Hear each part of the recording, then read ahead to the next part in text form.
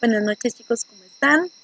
Soy la profe Tiffany y hoy vamos a hablar sobre elaboración de menús. Hoy estoy desde el patio de mi casa, entonces posiblemente escuchen todos los grillos ahí de fondo, porque al igual que ustedes, estoy en mi casa y se me hace un poco difícil grabar dentro donde hay mucha gente. Entonces hoy decidí grabar aquí afuera que tenía más espacio y más tiempo para hacerlo.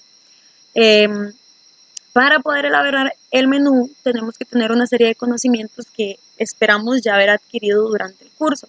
Los primeros conocimientos que debemos haber adquirido es, uno, los complejos que componen cada uno de los alimentos, como son los carbohidratos, lípidos y proteínas. Y lo segundo es el tipo de alimentación que necesita un niño. Ok, recuerden que los niños están en etapa de crecimiento, entonces necesitan un alto nivel energético porque están muy activos durante el día. No es en exceso, pero sí mucho mayor que el que necesita ya un adulto. Y otra de las cosas sería aceites y grasas esenciales para la formación de todo lo que es el tejido cerebral y lo que es la formación de músculos, entonces necesita muchísimas proteínas. Entonces, teniendo en cuenta esos dos conocimientos que yo esperaría que ya más o menos nosotros manejemos, vamos a empezar con la elaboración de menús. Este video va a ser un poquito largo, entonces espero que estén bien cómodos en sus casas. Eh, la elaboración de menús, lo primero que nosotros nos tenemos que preguntar es por qué hay una necesidad de elaborar un menú. Porque yo no puedo comer lo que a mí se me apetece en el momento que yo quiero. Porque existe, como ya lo hemos hablado muchísimo, un sobreconsumo de algunos de los componentes o de los grupos que ya nosotros conocemos. Entre ellos, pues los carbohidratos. Y esto me provoca la obesidad infantil. Esto es producto de estas comidas que son rápidas y altas en niveles calóricos y también del entretenimiento pasivo. Estar sentados todo el tiempo frente al televisor, jugando, viendo algún tipo de serie o algún tipo de actividad que no genere un requerimiento calórico muy alto. Entonces hace que los niños estén sin gastar esa cantidad de calorías que están consumiendo muchísimo. Eso hace que nuestro país se plantee elaborar un menú para reducir ese déficit calórico. Recordemos que tal vez cuando nuestros abuelos iban a la escuela, tengo un abejo en el pelo, cuando nuestros abuelos iban a la escuela, nosotros, ellos lo que tenían era un menú altamente calórico. ¿Esto con qué fin? Esto porque los niños en aquella época lo que estaban eran desnutridos, ¿verdad? Actualmente lo ideal sería que el déficit calórico no sea tan alto, que más bien tenga calorías complejas que me aportan eh, llenura, pero poca cantidad calórica, para que los niños que están en sedentarismo no aumenten de peso, ¿verdad? Ese sería lo ideal actualmente en Costa Rica en nuestros menús. Entonces, esa alimentación y esa nutrición en la infancia tiene que basarse por medio no solo del tipo de alimentación, tenemos que tener un tipo de requerimientos. Tenemos que tomar en cuenta entonces toda la actividad del niño. Y ahí viene una pirámide que me habla sobre un estilo de vida saludable, ¿ok? Y me menciona ahí que debe beber suficiente agua, que debe tener algún tipo de actividad física, que además de eso tiene que comer todos los grupos alimenticios. Cuando una escuela elabora un menú, no lo elabora simplemente pensando en el almuerzo, que al final es en lo que nosotros nos vamos a enfocar aquí, porque nosotros no pretendemos elaborarlo todo, ¿verdad? Pero eh, nosotros tenemos, bueno, cuando estas personas elaboran estos menús, uno entra al comedor y lo ve ahí, lo que pretenden es hacer un análisis de la vida de ese niño y poderle aportar a ese niño los nutrientes que se supone en esa vida requiere, ¿ok? Y entonces aquí es donde entra el contexto cultural y el contexto social en el que yo estoy elaborando el menú.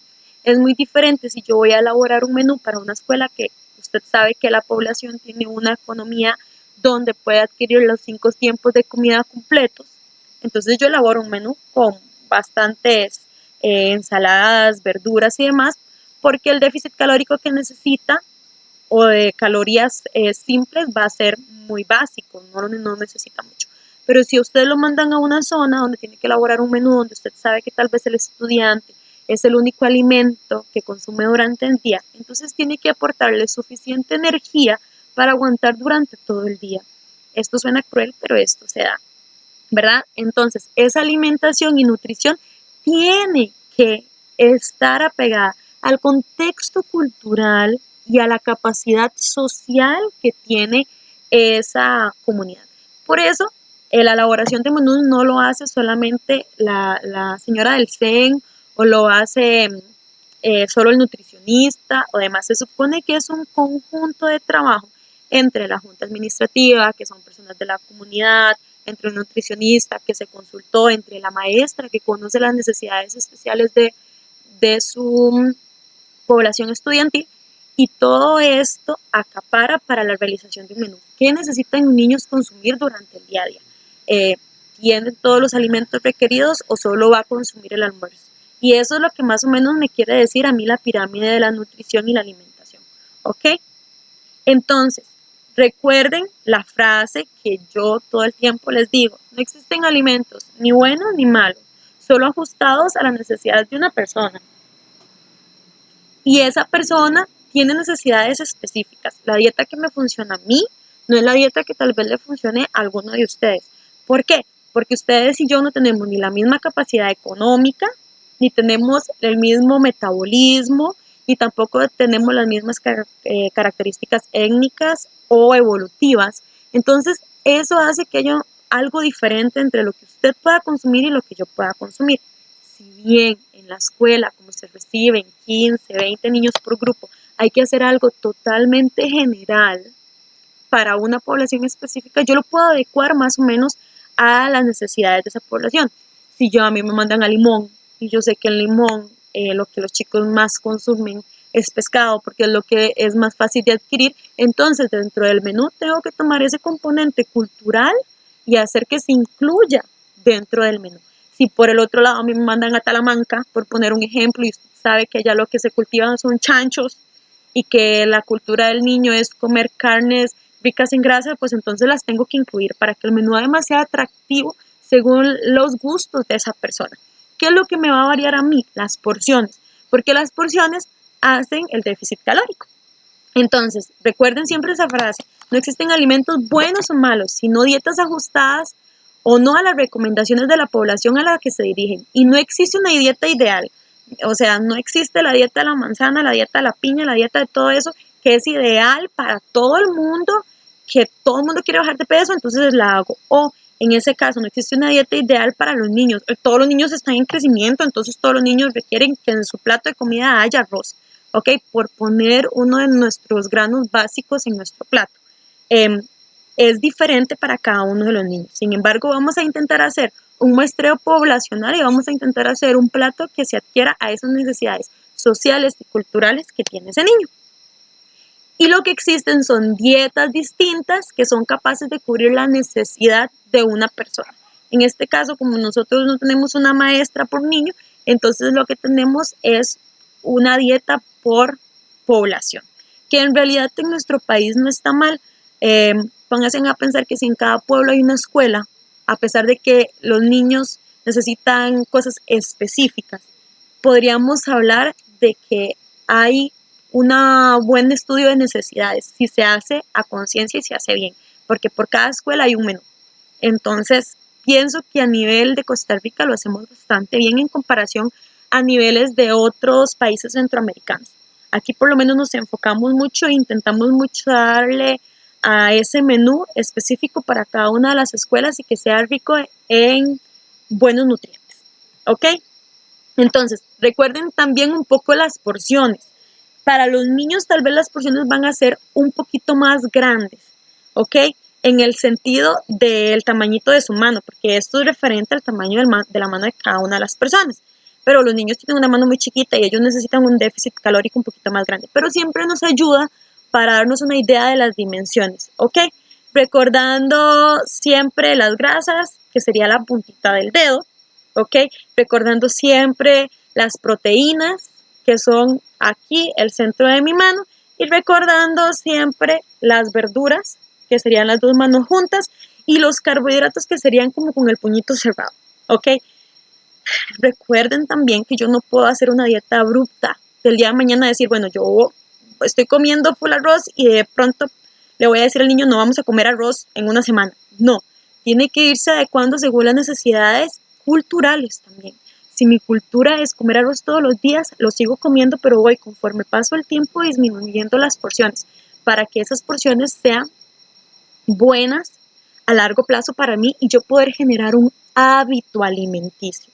Lo más importante de todo esto es generar el hábito o el gusto y una buena alimentación. A nivel científico se llama una competencia científica actitudinal.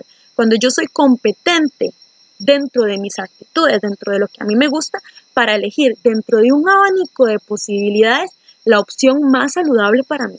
Y eso es lo que nosotros queremos a partir de los niños. Lo que nosotros queremos es que conforme pase el tiempo tengan una actitud científica, actitudinal, referente a la comida, donde prefieran a largo plazo las comidas más saludables a las comidas menos saludables.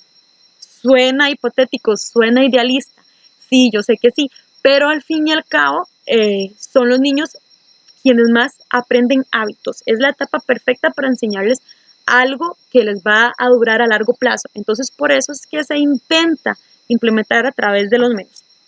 ¿Ok? Entonces, yo dividí los grupos alimenticios según los que yo consideraba eran los más comunes. Y aquí ya no voy a hablar de carbohidratos, lípidos y proteínas, sino de los nombres comunes.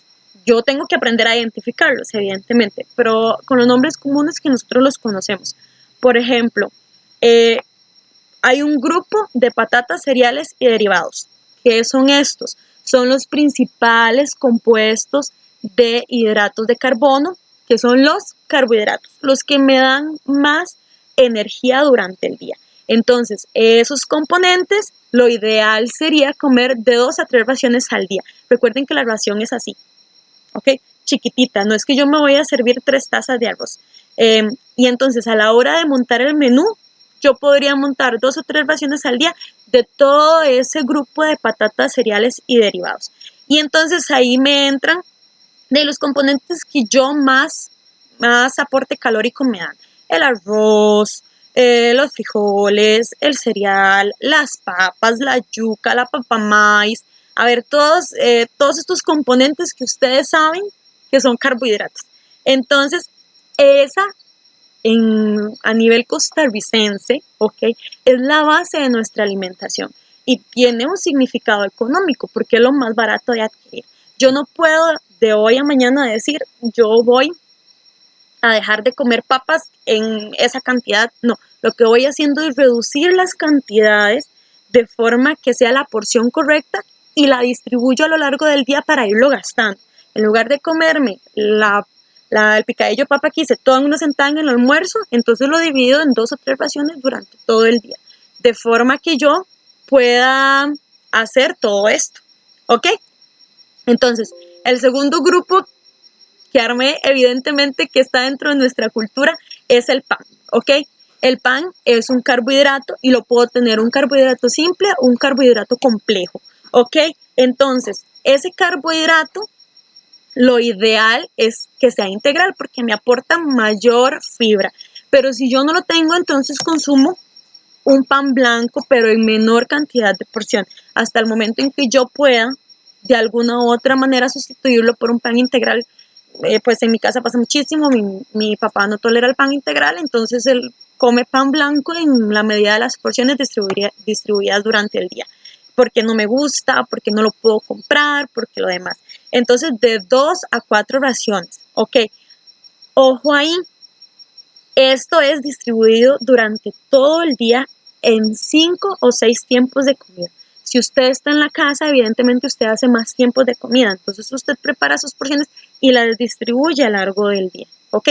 Porque esperando que usted se mantenga en algún tipo de movimiento, estoy limpiando la casa, estoy limpiando las ventanas, estoy echándole agua a las matas, lo que sea, estoy gastando energía. Entonces estar gastando ese déficit calórico que yo me comí en alguna de las actividades diarias, pero no lo consumo todo de una vez, lo consumo en diferentes porciones. ¿Ok? Aquí tengo también las legumbres. Recuerden que las legumbres son uno de los alimentos más complejos, entonces no tienen solo carbohidrato, como ya lo mencioné cuando les puse ahí algunos cereales. Por ejemplo, también tienen vitaminas, tienen proteínas, tienen minerales. Entonces es uno de los alimentos más complejos. Los costarricenses tienen dentro de su canasta básica los frijoles, que son muy, muy buenos. Entonces yo lo que podría hacer durante la elaboración de un menú es tener una ración más alta de frijoles y una ración menor de arroz. ¿Por qué? Porque al ser un alimento tan complejo, me aporta, además de los carbohidratos, otro montón de proteínas y minerales que me ayudan a el déficit calórico muy alto.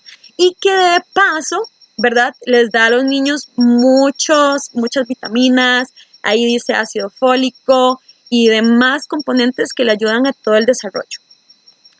También los ticos comen muchos frijoles blancos, los que nosotros conocemos como cubaces, eh, también tenemos los garbanzos, todos ese tipo de legumbres que están dentro de nuestra canasta básica. ¿Ok? Las frutas, verduras y hortalizas. Es aquí donde casi siempre entramos en algún problema, porque si usted le dice a un niño que usted le va a dar garbanzos, ok, y le hace los garbanzos ahí arregladitos con pollito, posiblemente se los coma. Pero si usted le dice a un niño que le va a dar una lechuga picada con zanahoria, va a ser muy difícil. Pero es uno de los grupos alimenticios también más complejos porque además de aportarme vitaminas y minerales, me aporta agua y muchos macro y micronutrientes que me ayudan a la composición de diferentes complejos anatómicos. Entonces, ellos aportan muchos componentes a un bajo nivel calórico. Es ahí donde los tengo que incluir porque son fáciles también de digerir. Entonces, es una de los grupos que tengo que incluir ahí. ¿Y cómo los incluyo? Intentar incluirlos enteros porque aprovecho más todo el componente de la fruta o verdura, que es la lechuga, el pepino, el tomate, el culantro, e intentar comerlo lo menos posible cocidos. Si los vamos a comer, que sean al vapor. Al vapor mantienen mucho todavía sus propiedades, pero si yo lo hiervo, entonces pierden todos los componentes a la hora de hidratarlos con el agua. Entonces intentar en la medida de lo posible que sean sudaditos o al vapor en lugar de hervidos, ¿ok? Porque hervidos ya pierden la mayoría de sus propiedades. Debido a su gran valor nutricional, se recomienda consumir al día al menos 2 o 3 piezas de fruta. Estos son los que nosotros podemos conocer como meriendas o lo podemos hacer después de cualquier plato alimenticio que hayamos consumido y que sean 5 raciones al día. Esas raciones distribuidas e intentar en la medida de lo posible que la fruta que se consuma sea a base de agua. Ok, por ejemplo la sandía o a base de un cítrico, la naranja, la mandarina. Y no tanto en frutas que se conocen como harinosas, como es el caso del banano o el mango, porque esas frutas harinosas aportan mayor déficit calórico, es decir, aportan más calorías a mi dieta. En cambio, las frutas que son a base de agua o acuosas, como se llaman, aportan menos calorías y por ende eh, más saciedad porque están a base de agua. ¿Ok? Los frutos secos son muy indispensables porque son una fuente de grasas saludables. También me ayudan a la textura. Es importante que no veamos solamente el asunto como una necesidad nutricional, sino también una necesidad mental en cuanto a la dieta. A veces usted quiere algo que sea como una palomita, que tenga ese tipo de textura. O a veces usted quiere sentir algo diferente, está cansado de comer solo cosas al vapor. Entonces el tipo de texturas me ayuda muchísimo a la saciedad. Es un complejo mente-cuerpo, ¿ok? Entonces me aportan diferentes tipos de aceites y diferentes tipos de minerales, como son el calcio, el hierro, el fósforo, el potasio, el magnesio, el manganeso, el cobre y demás, que son ricos para todas las necesidades de esos minerales específicos dentro del cuerpo. ¿Son caros? Sí, son muy caros. Entonces no son comunes dentro de la dieta del tico y por eso usted no los ve en las escuelas. Usted no ve ninguna ensalada con maní, ni ve ninguna ensalada con por ejemplo, almendras o demás o algo muy elaborado, Por eso la mayoría de los menús costarricenses se basan en verduras y hortalizas, en legumbres o en algún tipo de pan, ¿verdad? O de grano.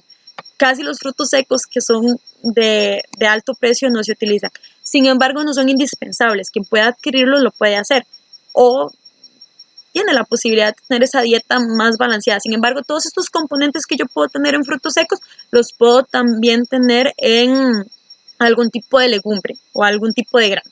Nada más es de pegarse una estudiadita ahí, por ejemplo, si el maní me aporta una grasa buena, entonces, por ejemplo, el garbanzo lo tiene. Y empezar a comparar diferentes tipos de legumbres y granos en comparación con frutos secos. ¿Ok? Dice que sus propiedades nutricionales son ideales para el complemento de meriendas. Eso es para lo que más se utiliza, que a media mañana usted se coma sus 5 almendras porque lo llenan, porque lo sacian, o a la media tarde, pero nosotros si no tenemos la capacidad de eso, pues entonces intentamos en la medida de lo posible que sea una fruta, si no puedo una fruta, entonces que sea un carbohidrato que no sea blanco, que no sea pan blanco, que sea pan integral, pues bueno, si no puedo con el pan integral, entonces el pan blanco, pero en una porción más pequeña, ¿ok? Nuestro país es muy beneficioso porque todavía en nuestros patios existen muchos de los frutos que nosotros podemos consumir o frutos de temporada que conocemos. Podemos hablar de una temporada de aguacate y casi siempre alguna persona tiene aguacate o chayotes o naranjas o limones. Somos un país productor de alimentos, entonces eso todavía es una gran ayuda porque muchos de nuestros componentes se pueden sacar fácilmente de nuestro patio. Tenemos todavía mucho espacio para sembrar culantro, lechuga y demás. No vivimos todavía en grandes ciudades, por ejemplo, como en Europa, que pues es casi imposible cosechar nada y casi todo se importa. Eh, entonces, todavía nuestro país es muy beneficiado en ese ámbito. Usted puede ir a la playa y ahí hay cocos y demás. Es nada más de intentar buscar qué es lo que yo tengo que se adecua a mis necesidades nutricionales. Esa es la pregunta de una competencia actitudinal que deberíamos empezar a generarnos. ¿Ok? Después tenemos los lácteos y derivados. En la vida real se le tiene mucho miedo actualmente a los lácteos. ¿Por qué? Porque se dicen que son lípidos que se acumulan. Eso es cierto, ya nosotros lo vimos, ¿verdad? Se acumulan en el tejido adiposo del cuerpo. Sin embargo, en los niños los lácteos son necesarios porque me ayudan a todo lo que es el componente cerebral. Las grasas son necesarias para las interconexiones cerebrales. Entonces a los niños no debe haber una restricción tan fuerte como en los adultos. Sí, no se va a tomar 1 litro de leche en un día, pero puede tomar estos productos de grasas con mayor frecuencia que, por ejemplo, un adulto. Por ejemplo, ahí dice que aporta fósforo, magnesio, potasio, zinc y demás. Y muy importante, la leche debe ser entera en el caso de los niños. Los niños no deben tomar leche descremada porque ellos lo que necesitan es el componente lipídico que le ayuda a las interconexiones cerebrales. Si yo le quito a la leche ese componente lipídico, pues entonces al niño no le está funcionando del todo. Tiene que ser leche entera, a menos que haya una contradicción médica o algún tipo de enfermedad que diga que no puede, y puede consumir todos los derivados de ellos. Tienen un alto nivel calórico, por eso si el niño no es muy activo, no debería consumir en grandes cantidades el producto lácteo. Si el niño es extremadamente activo, al niño le gusta mucho jugar, anda por el patio todo el tiempo y demás, entonces lo puede consumir fácilmente y va a gastar el componente calórico y las proteínas y minerales o los lípidos que sean necesarios para la construcción de algún tipo de componente en el cuerpo, él los va a absorber fácilmente. Y se recomienda consumir de 2 a 4 raciones diariamente, recordando las proporciones. No es que se va a tomar un vaso de yogur 2 veces al día, es que según la proporción que ya más o menos consideramos, que tiene que ver más o menos con 2 dedos, ¿okay? Si le voy a dar un pedazo de queso, pues más o menos 2 dedos, a un niño le puedo dar 3, ¿ok? Yo le puedo dar 3 pedacitos de queso durante el día en la porción de la necesidad que él tiene, dependiendo de la dieta de cada uno, como ya antes lo mencioné. También tenemos aceites y grasas. Lo preferible son los aceites vegetales monoinsaturados, que son los aceites que son de poca refinación, como es el caso del aceite de oliva, pero en la dieta costarricense bien sabemos que una botella de aceite de oliva es muy caro.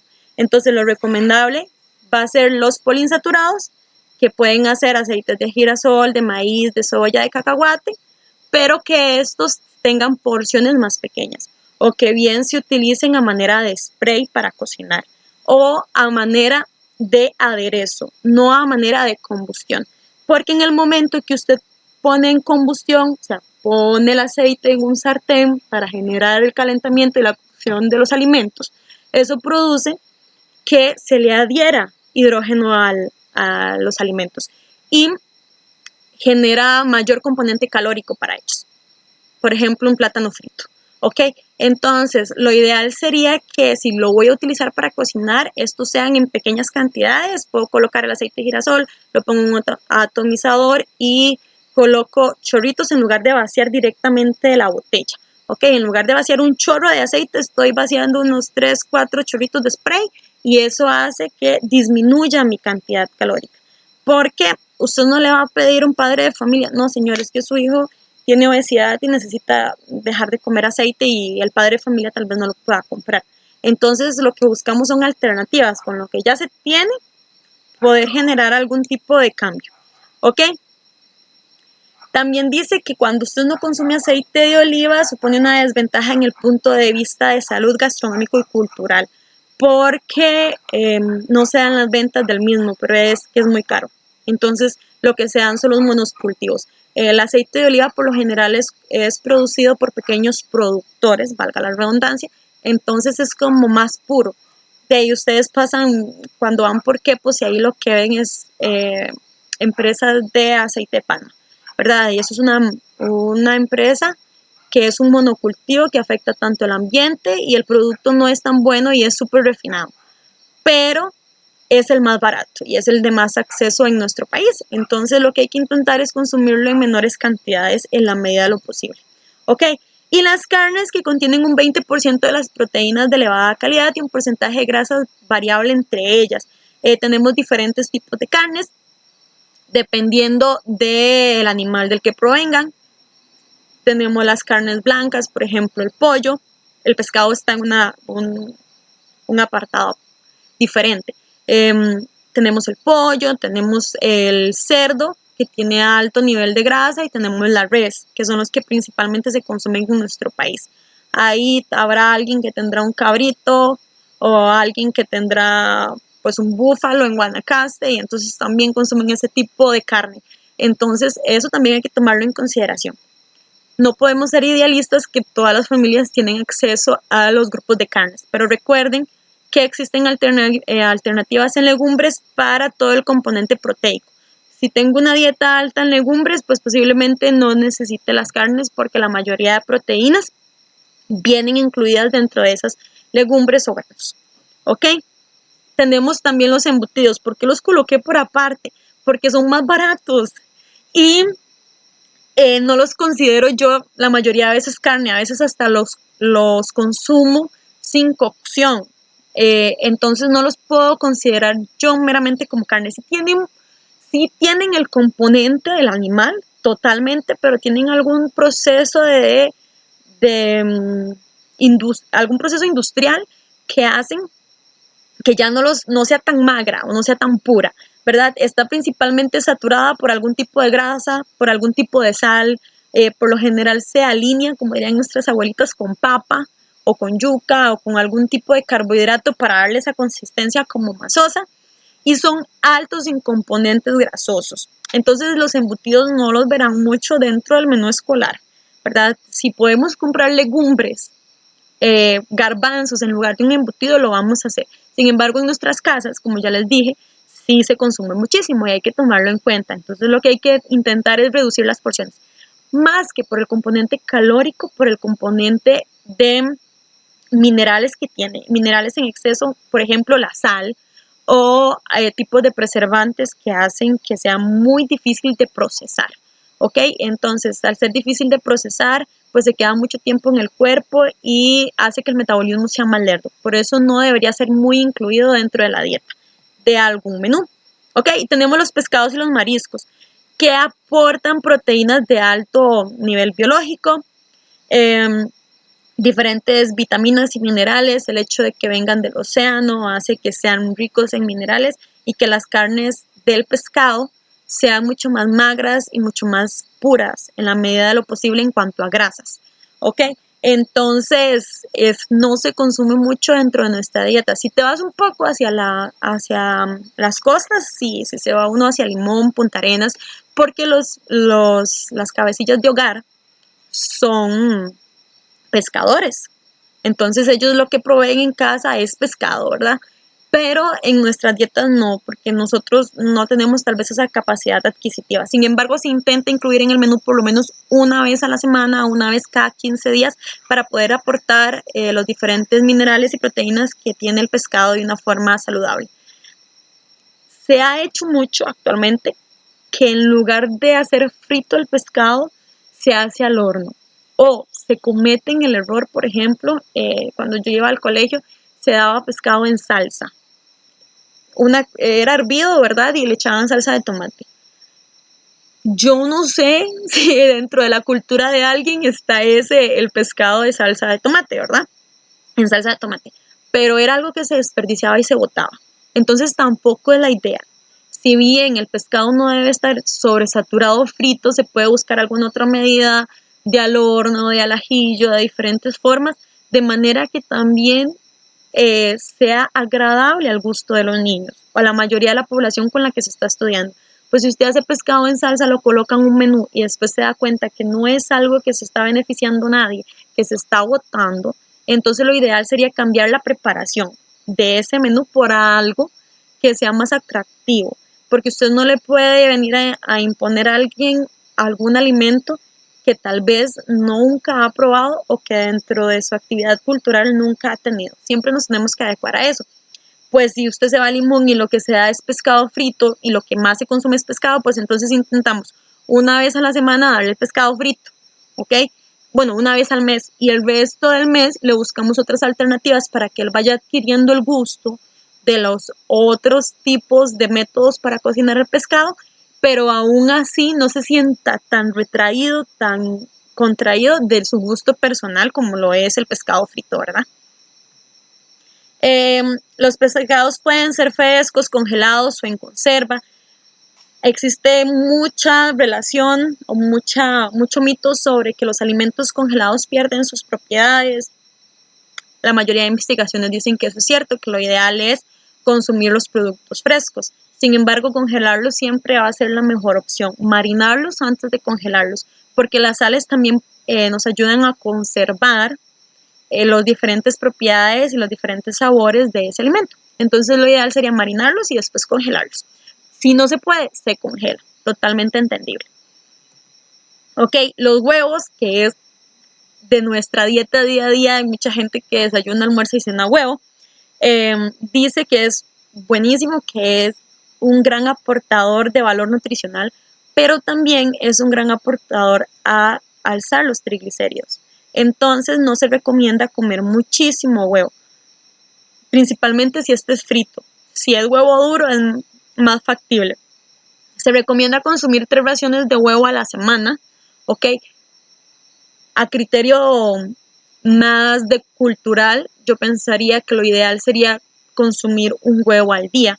No hay estudios que corroboren que consumir un huevo al día sea malo, más bien todo lo contrario es bueno. Entonces usted lo puede distribuir, pues hoy desayuné pinto y con huevo. Y entonces el otro día voy a utilizar el huevo en el almuerzo y lo voy a colocar en una ensalada o lo voy a colocar en la cena. Ok, distribuirlo durante el día de la manera que a usted mejor se le faculte. El huevo es uno de los alimentos más baratos, entonces por eso es también uno de los más consumidos en nuestro país. Y hay una categoría de dulces y snacks. Yo sé que ningún nutricionista les va a decir nunca que consumir dulces y snacks es saludable. No, jamás. Tiene un alto nivel calórico. Pero es que es una realidad, están dentro de nuestra dieta. Hágame el favor, usted no puede pretender que de hoy a mañana usted deje de comer picarita, ¿verdad? Entonces, lo ideal sería no consumirlos, no consumirlos. Pero si no se puede, entonces disminuir ese consumo. Si usted consume gaseosa, disminuir el consumo a una vez a la semana, lo mínimo posible. Recuerden, el choque que me produce la eliminación o la imposición de un alimento, lo que hace que yo deteste una dieta. Oye, es que a mí me dijeron que comiera piña todas las mañanas, a mí la piña no me gusta, pero es la dieta y la tengo que hacer. No, la imposición de comidas, tanto como la eliminación de comidas, nos genera un choque sentimental y mental que hace que usted deteste ese cambio habitual que usted está teniendo. Entonces, los dulces y snacks no deben ser requeridos, pero si una vez a la semana usted los consume, no va a tener ningún problema. El problema es cuando toda su dieta se basa en dulces y snacks. Ahora, con respecto a los niños, es imposible que usted le diga a un niño que usted no puede consumir dulces y snacks. Es evidente que nuestras sodas en las escuelas están llenas de todo tipo de productos dulces y llenos de carbohidratos simples que los engordan. Entonces lo ideal es que estos otros componentes que yo les estoy mencionando no sean impuestos, sino que ellos conforme pase el tiempo empiecen a sentir un cambio dentro de su organismo que los haga cambiar de idea y en lugar de elegir cuando sean adolescentes o cuando sean adultos el dulce y snack, prefieran la fruta, la verdura, la legumbre o el cereal, ¿ok? Por eso yo lo coloqué acá como una categoría. Usted los tiene que incluir sí o sí. El día del niño les vamos a dar helado con gelatina, pues es un dulce, ¿ok? Pero el resto del mes ellos están comiendo balanceado, no están teniendo un alto nivel calórico, lo puedo incluir también, ¿ok? Ahora, conste, a nivel pedagógico es lo ideal, porque ustedes y yo conocemos los niños, conocemos los métodos de aprendizaje, sabemos que imponer no sirve, que lo mejor es generar un hábito. Si usted le pregunta a un nutricionista, le va a decir que no. Él sabe, el nutricionista sabe de componentes biológicos y nutrientes y dietas. Nosotros como docentes conocemos pedagogía y métodos de enseñanza. Y dentro de los métodos de enseñanza, siempre crear un hábito es mejor que imponerlo. Entonces, para crear el hábito hay que ir haciendo pautas pequeñas. Es como cuando usted quiere ser un atleta, cuando usted quiere empezar a ir al gimnasio. Usted no empieza a ir 6 horas seguidas, usted va 40 minutos y siente que hizo un montón.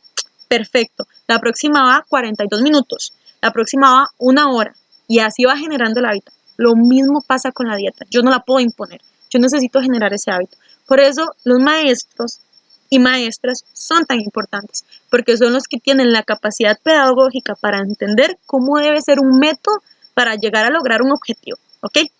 Entonces, por eso les digo, si ustedes les dicen a un nutricionista, es que la profe en salud y nutrición me incluyó dulces y snacks, le va a decir, no, la profe está loco, evidentemente, pero ustedes y yo conocemos cómo se da el ámbito pedagógico, ¿ok?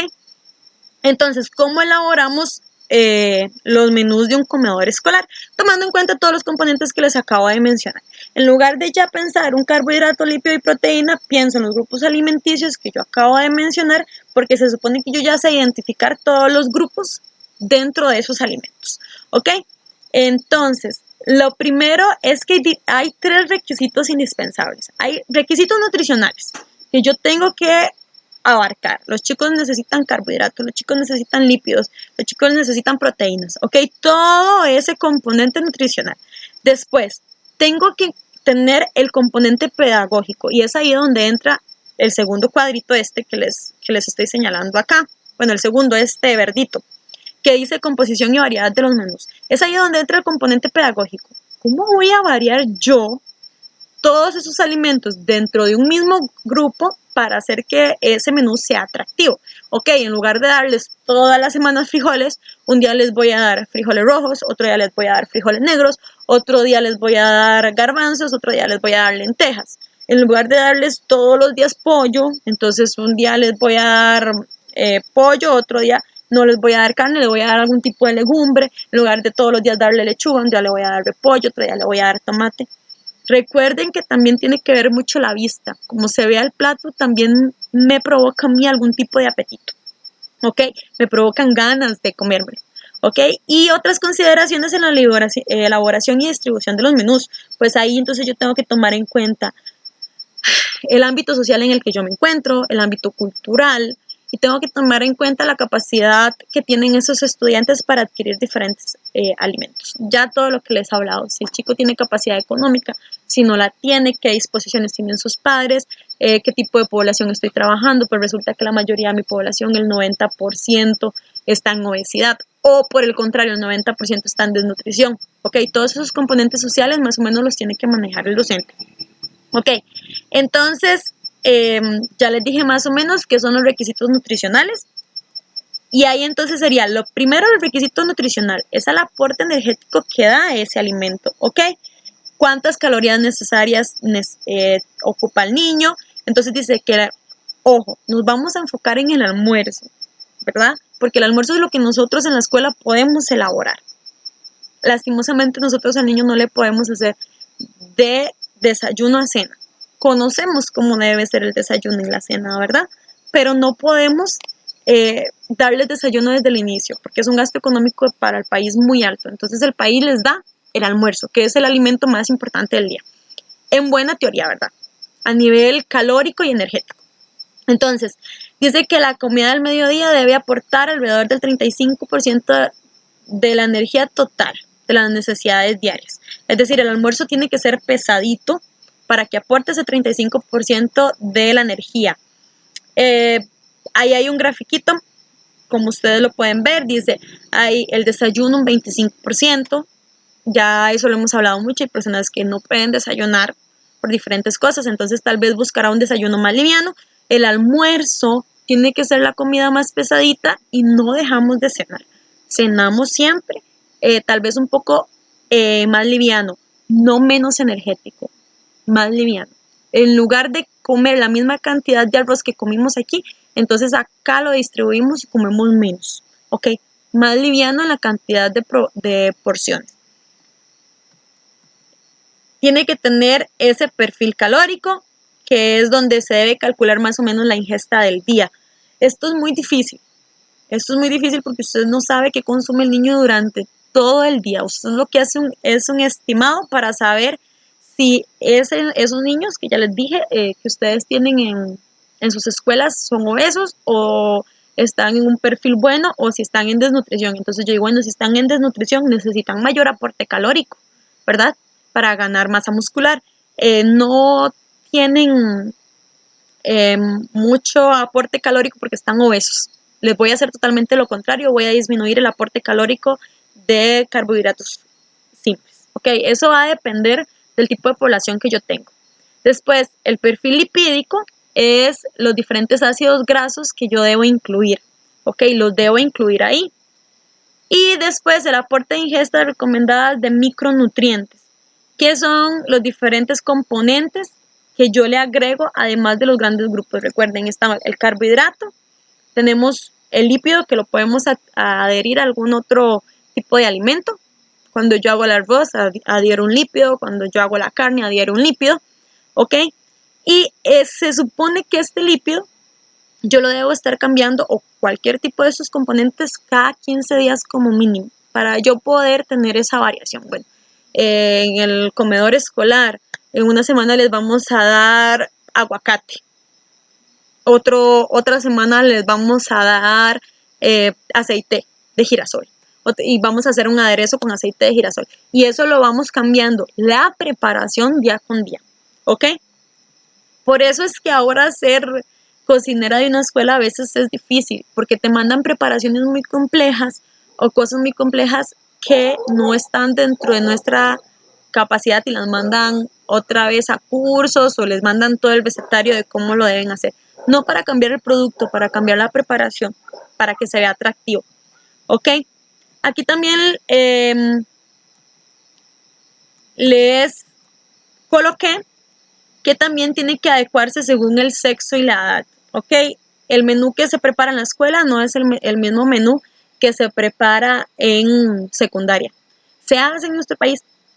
No, ¿verdad? Nuestro país no tiene aún la capacidad para decir, le vamos a dar un menú diferente a los varones o a las mujeres, o los vamos a dejar elegir.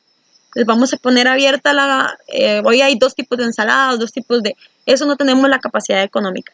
Se debería hacer, pero no se puede. Entonces, nada más se adecua un menú más o menos que pueda adquirir todos los grupos que ya les mencioné a la población que yo sé que yo estoy trabajando. ¿Ok? Y la composición y variedad de ese menú debe variar los tipos de alimentos dentro de los grupos ya mencionados. Pues entonces varió el tipo de papa o varió la preparación de la papa. Varió el tipo de la preparación del arroz. Un día les damos arroz con pollo, un día les damos arroz blanco, otro día no les damos arroz porque les vamos a dar pasta, les vamos a dar fideos, ok, es ir variando los grupos entre de las diferentes comidas. Un día les vamos a dar lechuga, otro día repollo morado y los vamos a ir variando. A veces el repollo morado lo podemos incorporar en la sopa, a veces lo vamos a dar en ensalada. Es variar todo ese tipo de preparaciones de manera que no se vuelva tan aburrido consumirlos todos los días, ¿ok?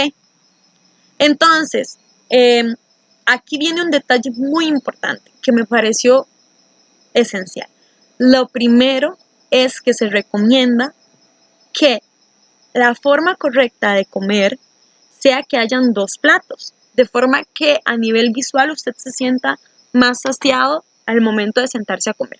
Sentarse a comer debe ser un proceso presente, no debería yo colocar a los niños a comer enfrente de un televisor mientras hacen alguna otra cosa. Por eso se les da un tiempo estimado en la escuela para almorzar, para que estén conscientes de que lo que están comiendo, porque así, cuando la mente está consciente de lo que hace, perfecciona lo que está haciendo. Entonces, consciente de que está comiendo, va a absorber de mejor manera los nutrientes. Entonces, lo primero sería incluir en el primer plato un grupo de alimentos y en el segundo plato otro grupo de alimentos, de forma que pareciera que yo tuviera dos platos, ¿ok? Pero en realidad estoy teniendo la misma cantidad de comida. En Costa Rica eso no se hace. En Costa Rica usted se sirve todo en el mismo plato. Usted el arroz, si hizo pollo, le coloca el pollo, le coloca los frijoles y las ensaladas. Y si comió aguacate, entonces le coloco el aguacate también encima. Lo ideal sería entonces, por ejemplo, que yo tuviera un plato donde yo tuviera, si voy a comer arroz y frijoles, entonces yo coloco el arroz y los frijoles en un plato y las verduras y hortalizas en otro plato y coloco la proteína en alguna de las partes, ¿ok? Eso es lo ideal para saciarse. Cuando yo hice el estudio, más o menos lo intenté con mi almuerzo, el mismo que yo me servía, lo serví en dos platos pequeños diferentes. Parece mentira, pero sí sacia mejor. Entonces los invito a que van a ver ahorita la asignación de la semana, a que lo intenten, que dividan su almuerzo, los componentes en dos platos, a ver cómo les va, a ver si los hace bien. Podemos hacer un tipo de experimento y después hacemos un sondeo a ver a quién le sirve y a quién no. Nuestro plato no se hace, sin embargo, en las escuelas antes, no sé, actualmente se les daban platos con divisiones, donde en cada división se le colocaba algún tipo de componente diferente. Y eso hacía que visualmente pareciera que había más comida. Y los niños quedaban más saciados o consumían más tipo, por ejemplo, de verduras si usted las colocaba donde había mayor espacio, porque él tenía que dejar todos los compartimientos vacíos. Entonces es una forma muy vacilona de acomodar lo que se tiene para que nos sacie mejor. Y de postre lo ideal sería una fruta, ¿verdad? De manera que si es banano, pues entonces el banano se le da ese día de fruta, de merienda, bueno, de postre, o si es mandarina o si es naranja. Entonces, más o menos sería así. La guarnición sería lo mismo, ya les digo, dividir el plato en tres. Nosotros no lo hacemos, nosotros tiramos todo en un mismo plato, ¿verdad? Pero intentemos dividir los alimentos, a ver cómo nos va, sería un buen experimento social. ¿Ok? Y entonces aquí yo les dejo una tabla de cómo más o menos es por gramos, porque así lo tira el Ministerio de Educación Pública. En realidad, con el tamaño de la mano, nosotros podemos calcular bien la cantidad de gramos que necesitamos. ¿Ok? Se los dejo ahí por si lo quisieran analizar y en casa quisieran estudiarlo un poquito más a fondo. ¿Cómo sería en gramos lo que necesito de cada uno de los componentes? ¿Ok? Es importante recordar a la hora de elaborar un menú, ¿ok? Que la dieta debe ser variada, por lo menos en tres grupos. Bueno, en legumbres, en hortalizas y en alguna otra cosa, ¿verdad? En algún cereal. Entonces, arroz, lechuga y garbanzos o cualquier otra cosa. Hay tres grupos por lo menos. No es suficiente comer los alimentos de todos los grupos. Es indispensable variar siempre o intentar variar, como ya lo mencioné. No es que es, bueno, yo como todos los días lechuga y la lechuga está dentro de las hortalizas, entonces como todos los días como hortalizas estoy bien. No, hay que ir variando dentro de los componentes de las hortalizas. Se deben utilizar preferentemente aceites vegetales, como el aceite de oliva. Si no se tiene, entonces el aceite de girasol, el de maíz, el de cacahuate, el que sea, pero en menores cantidades. Y en la medida de lo posible, nuestro plato debe estar compuesto de carbohidratos que son complejos, no carbohidratos simples, ¿verdad? Ya eso lo conocemos más a fondo. Muy importante, se deben diseñar los menús teniendo en cuenta los gustos y preferencias alimentarias de la población. Recuerden que no es dar gusto, o sea, no es que si me gusta todo frito lo voy a hacer todo frito. Es, no le quito lo frito, pero implementamos otra cosa, intentando que su hábito cambie, ¿verdad? Y tenemos también que tomar el tipo de población en cuenta, si el tipo de población con el que yo estoy trabajando, ¿verdad? No puedo llegar a imponer, no puedo llegar aquí a decirles hoy vamos a comer solo pasta con albahaca, porque allá se come en Italia solo pasta con albahaca. No, ¿verdad? No se puede. Tenemos que decirlo, bueno, vamos a comer pasta en salsa de tomate, que es como lo comemos los ticos, ¿ok? Y la composición y la variedad del menú escolar, ahí también les dejo ese cuadrito donde dice, bueno, las verduras, cuántas veces al día, más o menos debería consumirlos el niño, entonces vamos a incluir 3 o 4 verduras dentro del plato y demás. Y también algunos modelos de menú escolar. ¿Qué es lo importante a la hora de crear ese almuerzo dentro del menú escolar, chicos? Realmente lo importante es que en la medida de lo posible, yo sin hacer magia, en la medida de lo posible, yo incluya la mayor variedad de componentes de los diferentes alimentos dentro de mi plato, ¿ok? Si yo ese día tengo lentejas, entonces, bueno, lentejas tal vez con algún pedacito de tomate, ya ahí estoy complementando. Y una porción de arroz, ¿ok? En la medida de lo posible, dentro de las porciones que son requeridas. Yo no puedo hacer un menú ideal, recuérdenlo, ¿verdad? Ya eso lo hemos hablado en clase, montones. Yo no puedo decir, hoy solo les voy a dar pescado porque el pescado es lo mejor y solo vamos a comer pescado, no. Es un hábito que tiene que cambiar con el tiempo. Eso es lo que intenta el Ministerio de Educación Pública, que los hábitos se adquieran, ¿ok? Muy importante, siempre utilizando agua como bebida. Lo ideal sería que el líquido se tome después de haber procesado todos los alimentos. ¿Ok? Usted come todos los alimentos, de último se toma el líquido. ¿Ok? Como nosotros no tenemos esa cultura, entonces lo ideal es tomar agua. ¿Por qué? Porque cuando usted toma algún fresco, no importa que sea a base de frutas, las frutas siguen teniendo calorías, ¿ok? Usted está tomando muchísimas calorías en pequeña porción, o sea, una porción muy pequeña. En un frasco, usted hizo jugo de mango y se gastó 6 mangos para hacer el jugo de mango y que le quedara riquísimo, es diferente a comerse todo el mango entero que tenía la fibra. Entonces, usted está comiendo muchísima azúcar en un componente muy pequeño. Entonces, lo ideal por eso es agua y me como la fruta como entera, ¿ok? No desperdicio los mangos. Si el palo de mango dio mango, me los como, pero me los como enteros, con toda su fibra, de manera que me aporten la mayor cantidad de componentes, vitaminas y minerales, y no con azúcar añadidas, por ejemplo, como cuando hacemos fresco, ¿ok? Ahí les dejo de diferentes tipos de menú. Entonces, ¿cuál es la asignación de la semana? Yo sé que he hablado mucho, perdón, pero la asignación de la semana es crear 3 almuerzos, ¿ok? Yo les coloqué en la asignación todo un menú para intentar crearlo toda la semana. Si ustedes quieren, en la vida real yo les estoy pidiendo nada más 3. 3 almuerzos que tengan variedad de elementos y de componentes. Pueden tener un pan, pueden tener un arroz, pueden tener una lenteja, pueden tener lo que ustedes quieran. Intenten armarlos con lo que tienen en sus casas, de manera que ustedes crean que la mayoría de componentes que yo tengo están dentro de los alimentos y en las porciones requeridas, ¿verdad? Intentémoslo hacer como un reto personal, a ver si lo logramos, a ver si logramos generar un hábito. Si a ustedes les emociona, lo pueden hacer durante toda la semana. Yo les estoy pidiendo que me hagan 3 almuerzos. Yo les lo que hay, desayuno, almuerzo, cenas y meriendas, por si ustedes quisieran en algún momento plantearse el cambio del hábito, tengan una plantilla o una idea más o menos de cómo hacerlo. Yo se los reviso y les digo si está bien o si está mal, los componentes que estaban ahí adquiridos. Muy importante, Recuerden que los hábitos se cambian en casa. Las maestras no hacen milagros, nosotros solo vamos a dar los almuerzos. Entonces, si cambiamos el hábito desde casa, posiblemente podamos cambiar el hábito a nivel país, ¿verdad? Yo sé que sale caro. Si usted quisiera incluir todos estos componentes, sería muy caro. Empecemos entonces con lo que tenemos en casa a ver qué podemos utilizar dentro de los componentes que yo tengo para hacer ese menú semanal. ¿Ok? Esa sería la asignación 3. Ahí le dejo la referencia bibliográfica donde tomé algunas de las informaciones que les acabo de mencionar. Por si la quieren consultar, vienen unos menús muy bonitos estudiantiles. Y eso sería por la clase de hoy.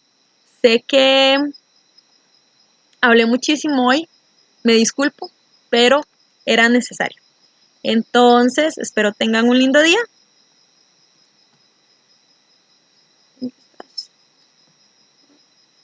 Se me pegó el mouse, perdón. Tengan una linda noche ya.